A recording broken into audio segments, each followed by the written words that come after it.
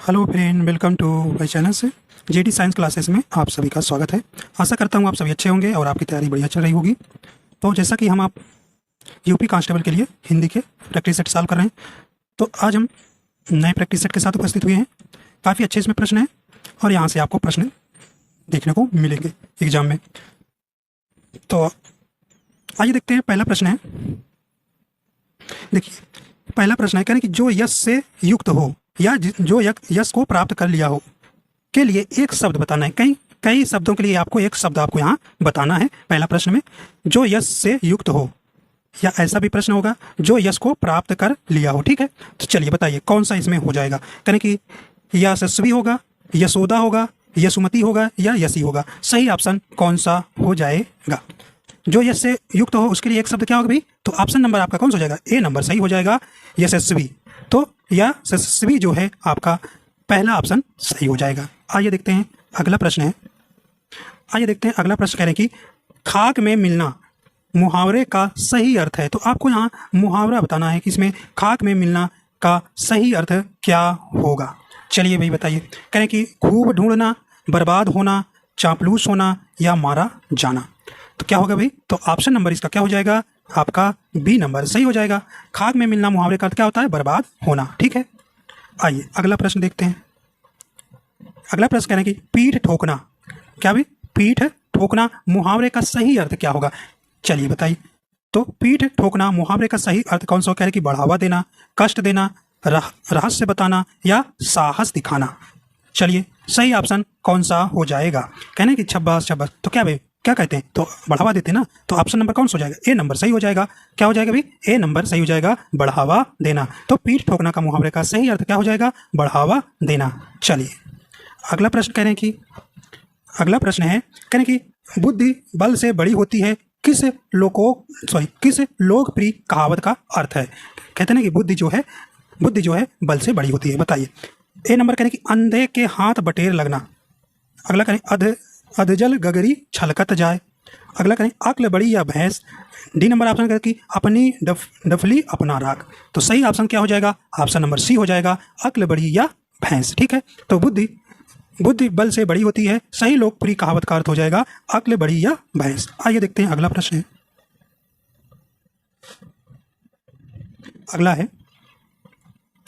अगला प्रश्न कह रहे हैं कि विषाद शब्द का विपरीतार्थक शब्द कौन सा है? सही ऑप्शन कौन सा हो जाएगा? कहने की विषाद, कहने की निषाद होगा, प्रसाद होगा, दुख होगा या हर्ष होगा। सही ऑप्शन कौन सा हो जाएगा? तो देखिए विषाद मीन क्या होता है कि उदासी। क्या भाई? इसका पर्यायवाची उदासी होता है, दुख होता है, खिन्नता। तो खिन्नता शब्द याद भी रखिए, खिन्नता। ठीक है, खिन्नता और ग्लानि। ठीक है, ग्लानि। ठीक है, ये किसके हैं पर्यायवाची? ये विषाद के हैं। तो आपको यहाँ विलोम बताना है। चलिए बताइए कौन सा हो जाएगा? तो भाई क्या हो जाएगा? हर्ष होगा ना। तो ऑप्शन नंबर इसका डी सही हो जाएगा। ठीक है, विषाद शब्द का विपरीतार्थक क्या होगा? हर्ष होगा। ठीक है, हर्ष मतलब आप जान रहे हैं उल्लास, खुशी। चलिए अगला प्रश्न है भाई, कह रहे कि 44 नंबर प्रश्न है। कह रहे कि अखिया हरि दर्शन की भूखी, कैसे रहे रूप रस रांची, ए बतिया सुन रूखी। तो यहाँ पे कह रहे हैं कि आपको इसमें उपयुक्त में रस आपको बताना है।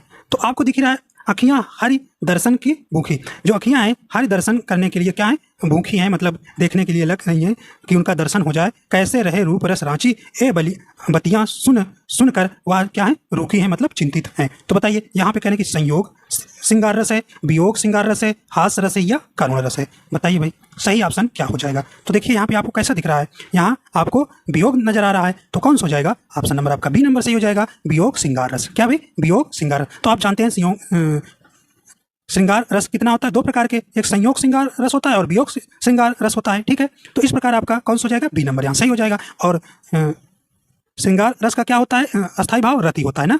ठीक है, तो आप इनको याद रखिएगा। तो इस प्रकार आपका यहाँ बी नंबर सही हो जाएगा। चलिए आगे देखते हैं। अगला कह रहे हैं कि मैला आंचल के रचनाकार कौन है? बताइए भाई मैला आंचल रचनाकार के नाम बताना है आपको। कह रहे हैं कि राजेंद्र सिंह द्विवेदी हैं, गुरुदयाल सिंह हैं या फणीश्वर नाथ रेणु हैं या भैरव प्रसाद गुप्ता है। सही ऑप्शन कौन सा हो जाएगा? तो कौन सा हो जाएगा भाई? तो ऑप्शन नंबर आपका सी नंबर सही हो जाएगा, फणीश्वर नाथ रेणु जो हैं ये जो है मैला आंचल के रचनाकार हैं। ठीक है, आइए अगला देखते हैं। कहने की कामायनी किसकी कृति है? बताइए भाई, कामायनी किसकी कृति है? बताइए। कहने की पंत का, निराला का, प्रसाद का या महादेवी वर्मा का? तो किसकी है? तो कामायनी किसकी रचना है? तो ये आपका ऑप्शन नंबर सी हो जाएगा, ये जयशंकर प्रसाद का है। ठीक है, जयशंकर प्रसाद की कामायनी रचना है। ठीक है, ठीक है। देखिए और देखिए प्रसाद जी की प्रमुख रचनाएं हैं जैसे कामायनी, तो कामायनी हो गई आंसू, आंसू, लहर,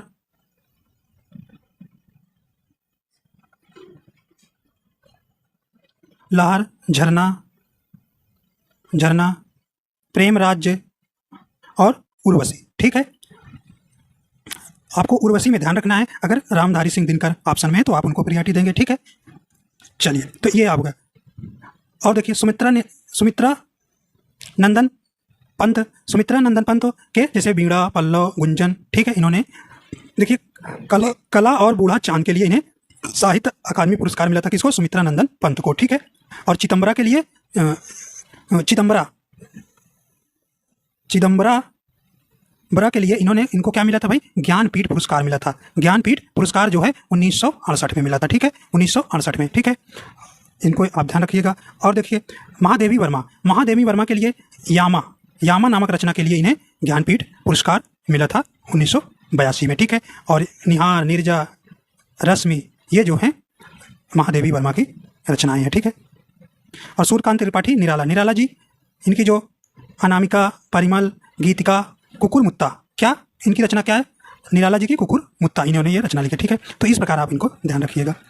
ठीक, तो ये यामा के लिए आपसे पूछा जाता है कि महादेवी वर्मा को किस रचना के लिए ज्ञानपीठ पुरस्कार मिला? तो यामा। और ठीक है, और चिदम्बरा जरूर रखिएगा सुमित्रा नंदन पंत के लिए। क्यों? इनको क्या मिला था भाई? ज्ञानपीठ पुरस्कार 1968 में मिला था चिदम्बरा के लिए। ठीक है, कला और बूढ़ा चांद के लिए साहित्य अकादमी पुरस्कार मिला था। ठीक, इनको सुमित्रा नंदन पंत को। चलिए आइए देखते हैं अगला प्रश्न है 47 प्रश्न कहने की कै बिरहीन कु मिचु दय कै आपा दिखराय 8 पहर का दीछड़ा मोह पै सहा न जाए। बताइए उपरोक्त पंक्ति में किस रस का प्रयोग हुआ है? किस रस का प्रयोग हुआ है? बताइए भाई, कौन सा सही हो जाएगा? कौन सा सही हो जाएगा?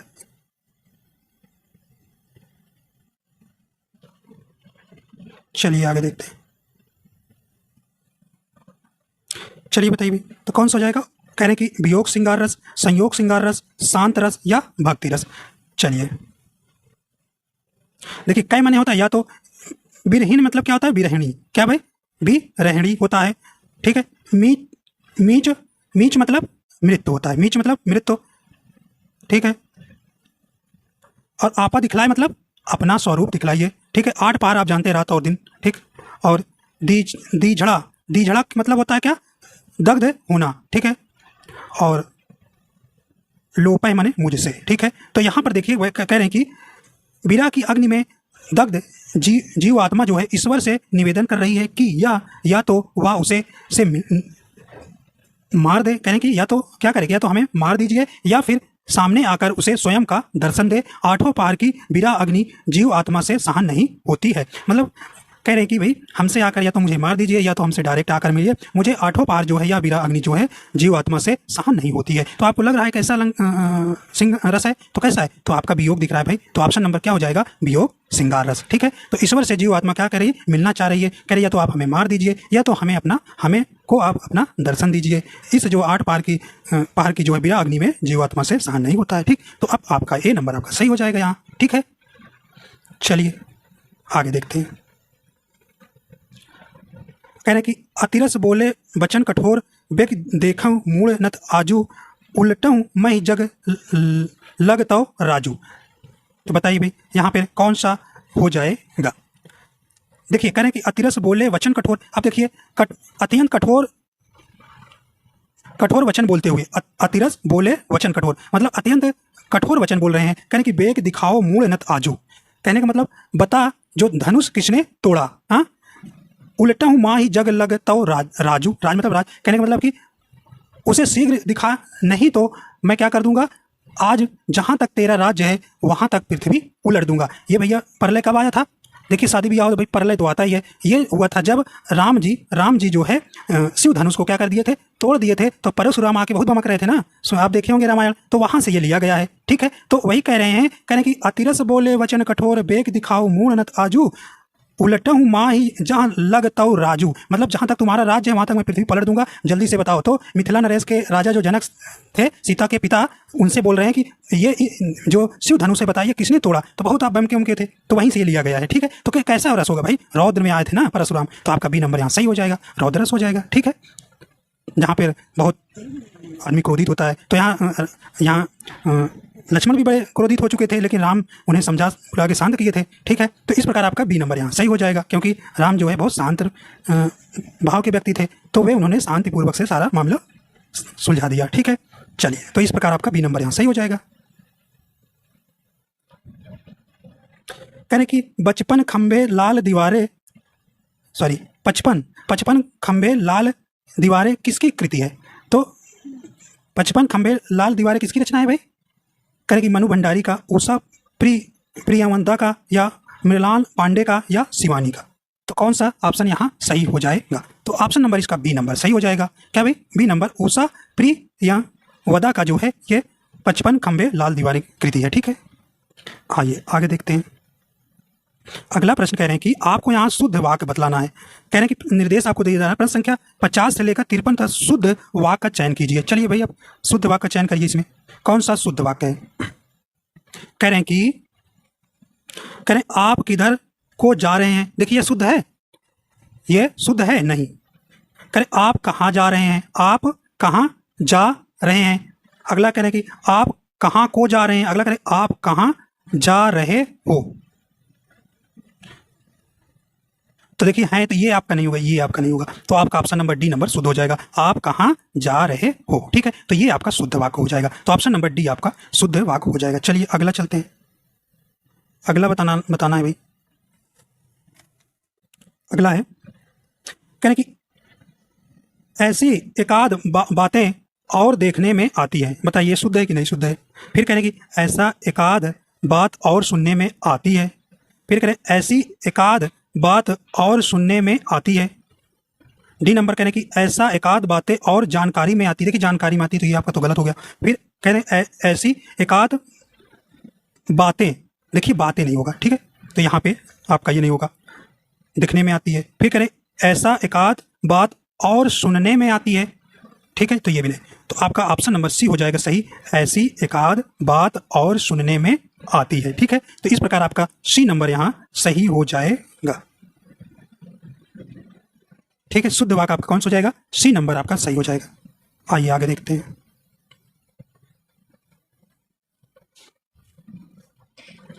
अगला है, अगला कह रहे हैं कि जहां तक हमारा विचार तो यही है। इसमें आपको शुद्ध ही बताना है 50 से 53 तक प्रश्नों को। ठीक है, कह रहे कि जहां तक हमारा विचार तो यही है। अगला ऐसे करें, बी करें जैसे कि हमारा विचार तो यही है। अगला सी करें जैसा कि हमारा विचार तो यही है। डी नंबर करें कि हमारा विचार तो यही है। तो कौन सा शुद्ध हो जाएगा? तो ऑप्शन नंबर आपका डी हो जाएगा, हमारा विचार तो यही है। ऑप्शन नंबर डी नंबर शुद्ध वाक्य हो जाएगा। देखिए एक और बचा है वाक्य शुद्ध, बताइए इसमें कौन सा शुद्ध हो जाएगा? कह रहे कि यहाँ गाय का शुद्ध दूध मिलता है। यहाँ गाय का शुद्ध दूध। अगला करें यहाँ शुद्ध गाय का दूध मिलता है। तो पहले आपका गाय आएगा, पहले ही इन्होंने शुद्ध लिख दिया। ठीक, गलत हो गया।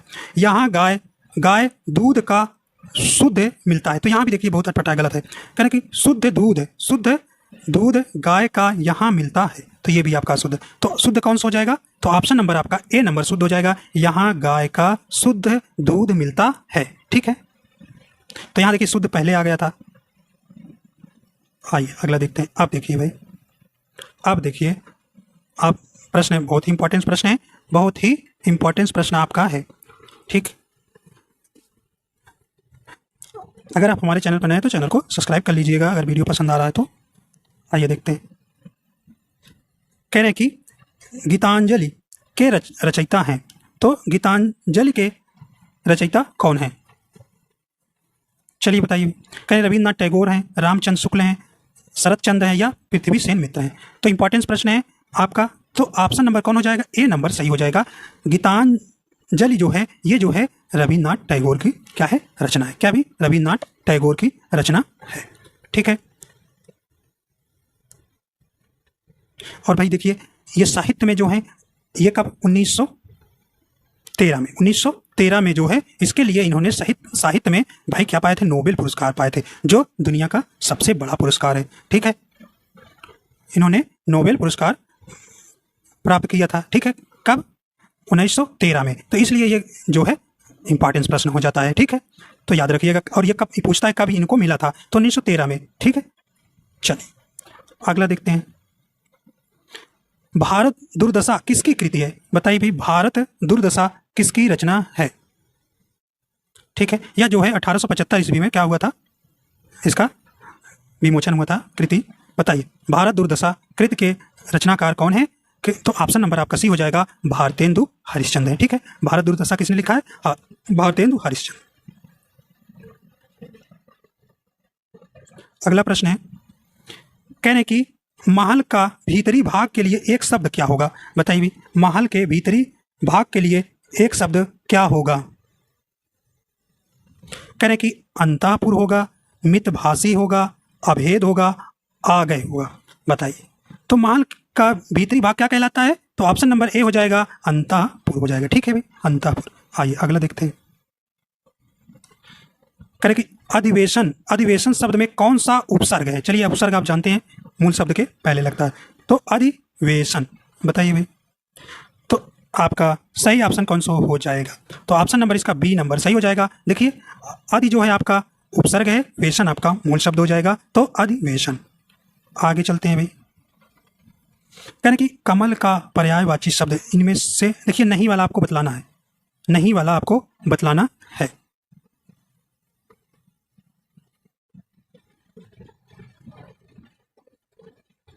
चलिए तो कह रहे कि पदम है, जलज है, कोरक है, अंबुज है।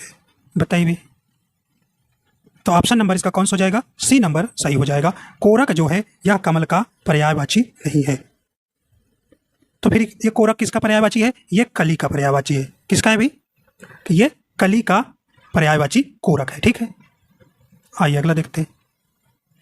कहें कि यमुना का पर्यायवाची शब्द निम्न में से कौन नहीं है। बताइए, कहें कि कलिंदी, रवि तनया, अर्कजा या मिलंगा। बताइए सही ऑप्शन कौन सा हो जाएगा, कौन सा हो जाएगा, तो ऑप्शन नंबर इसका डी नंबर सही हो जाएगा। मिलंगा जो है ये यमुना का पर्यायवाची नहीं है। ठीक है, आगे देखते हैं। कह रहे कि मन रे तन कागज का पुतला, लगे बूंद बिनसी जाए, छिन में गर्व करे क्यों।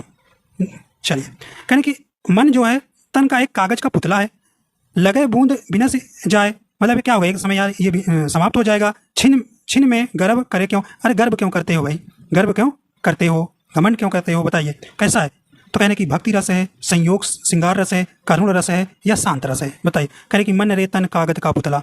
ठीक है, बताइए तो कैसा रस हो जाएगा भैया, इसमें आपका कौन सा हो जाएगा, डी नंबर सही हो जाएगा। यहाँ शांत रस है, कैसा रस है, शांत रस है। ठीक है, आगे देखते हैं। कहने की बुंदेली हिंदी के किस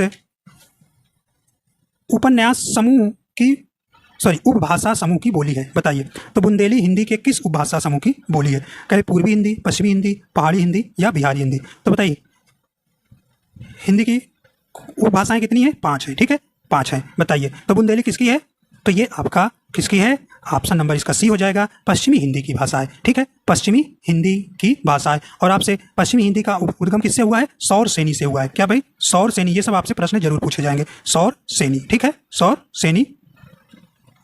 तो इस प्रकार आपका बी नंबर सही हो जाएगा। देखिए पश्चिमी हिंदी के अंतर्गत कौन सी बोलियां आएंगी। देखिए आपकी 5 भाषाएं, देखिए जैसे पूर्वी हिंदी पूछे किससे उत्पन्न हुई है, तो ये अर्ध मागधी से। ये अभी हाल में पीसीएस के जो पेपर हुआ था उसमें आपसे पूछा गया था। ठीक है, तो ये पूर्वी हिंदी का आपकी किससे, तो ये अर्ध मागधी अपभ्रंश से हुआ है। ठीक है, इसका। और पहाड़ी हिंदी, देखिए पहाड़ी हिंदी का खस सौर सेनी अपभ्रंश से हुआ है। ठीक है, और बिहारी हिंदी भाई ये मागधी से हुआ है। किससे, मागधी से, मागधी से उत्पन्न हुई है। ठीक है, ठीक। और एक बची है पूर्वी हिंदी। पूर्वी हिंदी की उत्पत्ति किससे हुई? अर्धमागधी अपभ्रंश से। किससे भाई? अर्धमागधी अपभ्रंश से। ठीक है, तो इस प्रकार आपकी 5 जो है उपबोलियां। अब देखिए यहाँ पे एक आपकी बोली हम बताएंगे क्योंकि इसमें बड़ा होगा, सबको अलग अलग। देखिए पश्चिमी हिंदी के अंतर्गत कौन कौन सी बोलियां आती हैं? आप इसमें इसके अंतर्गत भाई 5 आती हैं, ये भी याद रखना। पश्चिमी हिंदी के अंतर्गत देखिए पहली आती है खड़ी बोली। खड़ी बोली, ठीक है, खड़ी बोली जिसे आप कौरवी भी बोलते हैं। ठीक है, अगर कौरवी भी आपका ऑप्शन में आएगा तो जरूर मारिएगा। ठीक है, पश्चिमी हिंदी के है। और ब्रज भाषा आती है, ब्रज भाषा। ठीक है, और आती है कन्नौजी। कन्नौजी, कन्नौजी। ठीक है, और 1 2 3 चौथी क्या है? बुंदेली। बुंदेली। ठीक है, 5वीं कौन है भाई? बांगरू बोलते हैं जिसे, बांगरू। ठीक है, बांगरू जिसे हरियाणवी भी कहते हैं। अगर हरियाणवी ऑप्शन में रहे तो वही। ठीक है, दोनों एक ही है। ठीक है, तो कौन कौन सी पश्चिमी हिंदी के अंतर्गत आती है? खड़ी बोली जिसे कौरवी आप बोलते हैं, ब्रज भाषा आती है, कन्नौजी आती है, बुंदेली आती है, और बांगरू जिसे हरियाणवी बोलते हैं। ठीक है, ये याद रखिएगा। तो ऐसे आपको हम सब बताएंगे कि बिहारी के अंतर्गत कौन कौन आती है। जैसे बिहारी के अंतर्गत भोजपुरी आती है, मगही आती है, मैथिली आती है। ठीक, 5 के अलग अलग हैं, तो हम आपको अलग अलग वीडियो में जरूर बताएंगे जैसे जैसे आता रहेगा। ठीक है, चलिए, तो इनमें आप याद रखिएगा पश्चिमी हिंदी के अंतर्गत 5 उपभाषाएं बोली जाती हैं। ठीक है, चलिए आइए, तो आपका ऑप्शन इसका कौन सा हो जाएगा? बी नंबर सही हो जाएगा। चलिए, यानी कि कुकुरमुत्ता किस कवि की कविता है? चलिए, कल के वीडियो में आया था, बताए थे भी थी, कुकुरमुत्ता किसकी रचना है? बताइए।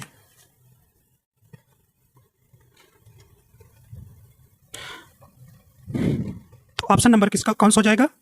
ए नंबर सही हो जाएगा, निराला की। कुकुरमुत्ता जो है कविता है निराला जी की। आगे देखते हैं। देखिए, सुमित्रा नंदन पंत को जो है प्रकृति के सुकुमार भी कहा जाता है। चलिए, क्षुब्ध किसका पर्यायवाची शब्द है? बताइए भाई, क्षुब्ध किसका पर्यायवाची है? किसका? करें कि कमल का, विष्णु का, बादल का। तो देखिए, क्षुब्ध मतलब किसका? व्याकुल का है। ठीक है, उदास जिसको बोलते हैं, क्षुब्ध व्याकुल का पर्यायवाची है। अगला है, श्रवण का सही संधि विच्छेद होगा। सही संधि विच्छेद होगा। देखिए यहाँ पे आपका, देखिए श्रवण का सही संधि विच्छेद यहां बता रहे हैं, श्री प्लस अन होता है। ठीक है, श्री प्लस अन होता है। देखिए ओ प्लस आ मिलके क्या होता है? अ हो जाता है। क्या भाई? अ हो जाता है। तो श्रवण का सही संधि विच्छेद श्री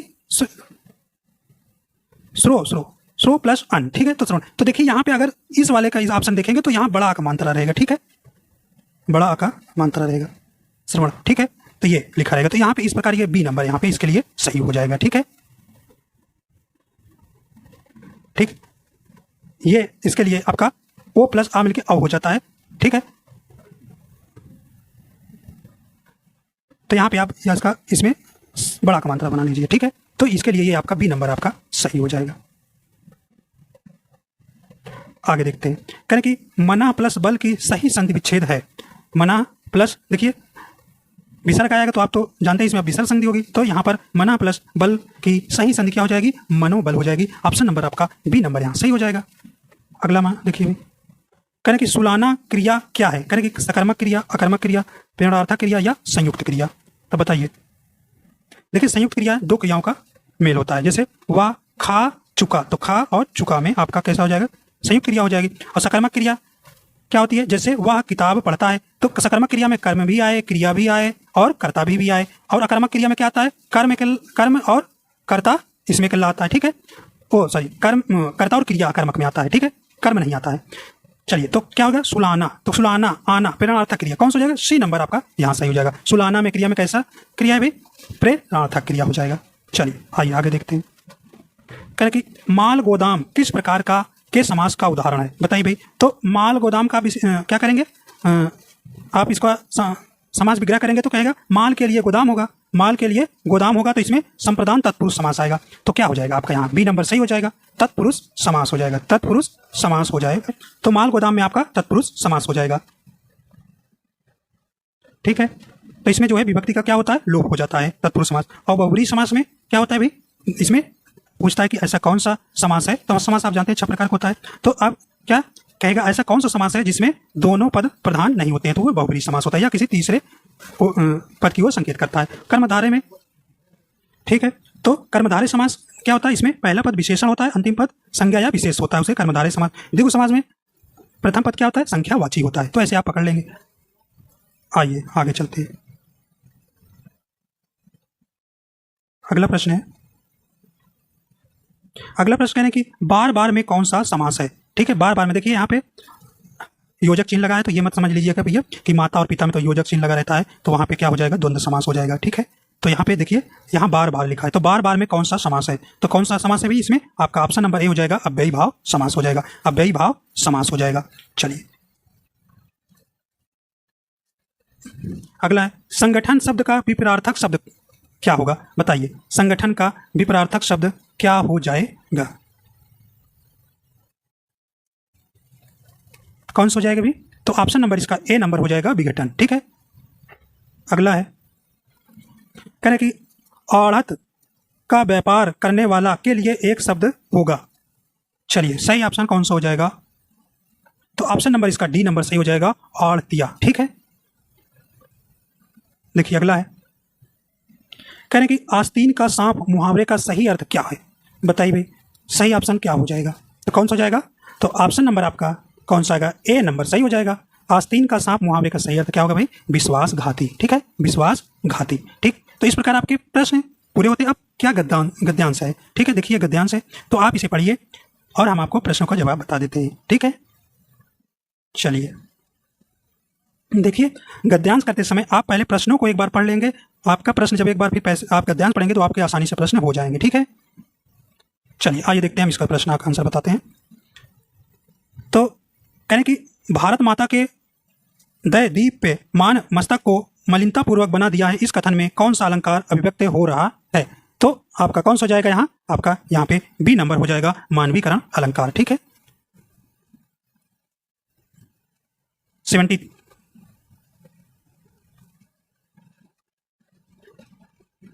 आइए देखते हैं इसका कौन सा हो जाएगा भी, तो आप पैसेज पढ़िएगा, गद्यांश पढ़िएगा, आपको यहाँ पे प्रश्न का आंसर हम बता देते हैं। तो इसमें आपका सी नंबर सही हो जाएगा, भाग्य दोष के कारण बच्चों को बाल श्रमिक बनना पड़ा है। ठीक है,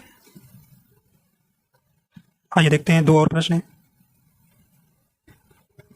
कह रहे हैं कि नियोक्ताओं के लिए बल श्रम का उपयोग निरपराध है, इस वाक्य को क्या अभिप्राय है, तो आप पढ़ेंगे तो आपका मिलेगा ऑप्शन नंबर सी, बाल श्रमिक हानि नहीं पहुंचाते। ठीक है, अगला है, कह रहे कि बालिकाएं स्वयं एक सर्वभोग्य जलधारा के रूप में प्रामान है, यह कथन किस तत्व को रेखांकित कर रहा है। ठीक है, तो इसका आंसर कौन सा हो जाएगा, आपको यहाँ है, तो इसका आंसर नंबर आपका डी नंबर सही हो जाएगा, बाल श्रम से बालिकाओं के यौन शोषण की प्रवृत्ति बढ़ रही है। ठीक है, तो इस प्रकार आपके पूरे प्रश्न हो जाते हैं। आशा करता हूँ ये आपको पसंद आए। अगर आप हमारे चैनल पर नए हैं तो चैनल को सब्सक्राइब कर लीजिएगा और वीडियो पसंद आए तो लाइक एंड शेयर कर दीजिएगा। वीडियो देखने के लिए आपका बहुत बहुत धन्यवाद।